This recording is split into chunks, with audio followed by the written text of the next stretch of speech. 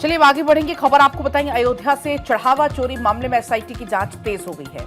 आरोपी लवकुश मिश्रा के घर पर भी छापे की अब खबर है। करुणेश पांडे के पैतृक घर पर भी छापे की खबर है। आरोपियों के परिजनों के स्टेटमेंट दर्ज कराए जा रहे हैं। नकदी, जेवर, संपत्तियों के कागजात मिले हैं। दोनों के माता पिता को टीम अपने साथ ले गई। कुछ तस्वीरें भी आपको हम दिखा रहे हैं उस दौरान की, क्योंकि अब जो उनके माता पिता हैं उनसे भी पूछताछ होगी। लगातार जो जांच का दायरा है, पूछताछ का दायरा, वो बढ़ रहा है।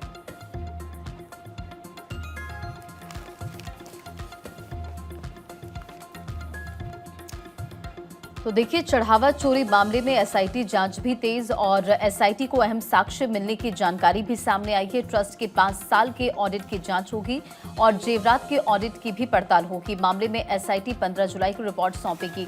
तो आपको मालूम है, लगातार इस पूरे मामले को लेकर जांच पड़ताल की जा रही है और कई बड़े खुलासे भी सामने आ चुके हैं। अब ये बड़ी जानकारी है, चढ़ावा चोरी मामले में एसआईटी की जांच भी तेज हो गई है। तो वहीं देखिए किस तरीके से अनिल मिश्रा की अगर बात करें तो अनिल मिश्रा से पूछताछ हुई है। सूत्रों से जानकारी मिली है, अनिल मिश्रा ने टिन्नू यादव पर आरोप लगाए हैं।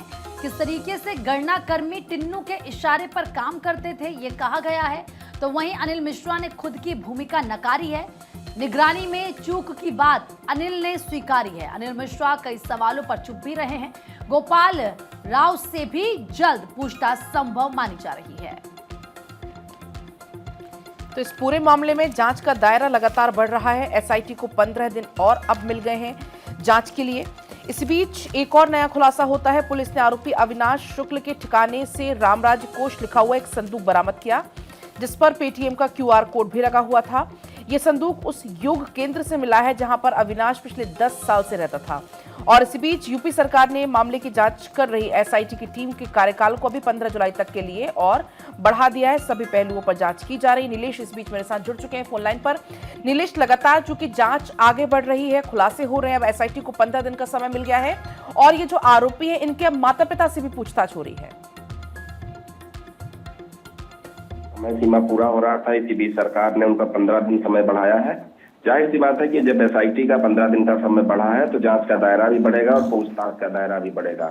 आरोपियों के सहयोगी के साथ साथ पूछताछ होगी और उनके रिश्तेदार, माता पिता से भी एसआईटी की टीम पूछताछ करेगी। इसी बीच एक और अहम खबर निकलकर सामने आई है कि 6 जुलाई को बड़ी और अहम बैठक एक ट्रस्ट की अयोध्या में होनी है। उसकी अगर हम बात करते हैं तो ये बैठक ही अनिल मिश्रा और चंपत राय का भविष्य तय करेगी। क्या इनका इस्तीफा बैठक में मंजूर कर लिया जाएगा या फिर ट्रस्ट में कोई बदलाव होगा, वो भी बहुत ही जरूरी तारीख होगी 6 जुलाई की, जिस दिन ये पूरी बैठक होगी।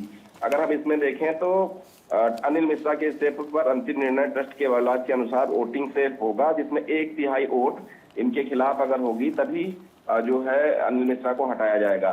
तो कहीं ना कहीं इस पूरे मामले को देखें तो जिस तरीके से एसआईटी की जांच आगे बढ़ रही है, स्थानीय पुलिस भी लगातार जो है पड़ताल कर रही है। कल जिस तरीके से राम मंदिर ट्रस्ट का एक बक्सा बरामद हुआ, जिससे कैश जो है मंदिर से बैंक तक पहुंचाया जा रहा था, जिसमें वो जब बक्सा बरामद हुआ है तो उसके बाद और तफ्तीश तेज कर दी गई है कि आखिर ये बक्सा वहां तक कैसे पहुंचा, कौन कौन लोग थे, क्या और ऐसे बक्से हो सकते हैं जो आरोपी जेल भेजे गए उनके ठिकानों पर बरामद होंगे। इसी बीच जेल भेजे गए एक आरोपी के भाई का सोशल मीडिया पर तेजी के साथ वीडियो वायरल होने लगा। उस वीडियो की अगर हम बात करें तो कई नोटों की गड्डियां लेकर वो गिनता हुआ दिखाई दे रहा है। अब लोग ये सवाल पूछ रहे हैं कि आखिर ये नोटों की गड्डियां क्या राम मंदिर ट्रस्ट में पैसा चोरी हो रहा था वो गड्डियां थी या कोई दूसरा मामला है। फिलहाल पुलिस इस पर जांच कर रही है। जो भी दोषी होगा उस पर कठोर कार्रवाई होगी और एसआईटी का जब 15 दिन का समय बढ़ा है तो आरोपियों के माता पिता, भाई बहन, रिश्तेदार, उनकी हाल फिलहाल में खरीदी गई संपत्तियों का ब्यौरा भी जुटाया जाएगा कि आखिर इनके पास पैसा कहां से आया, जो संपत्तियां बनाई गई, उन तमाम पहलुओं पर जांच पड़ताल जारी है। ठीक है नीलेश, बहुत बहुत शुक्रिया इन तमाम जानकारियों के लिए। नजर बनाए रखें आप।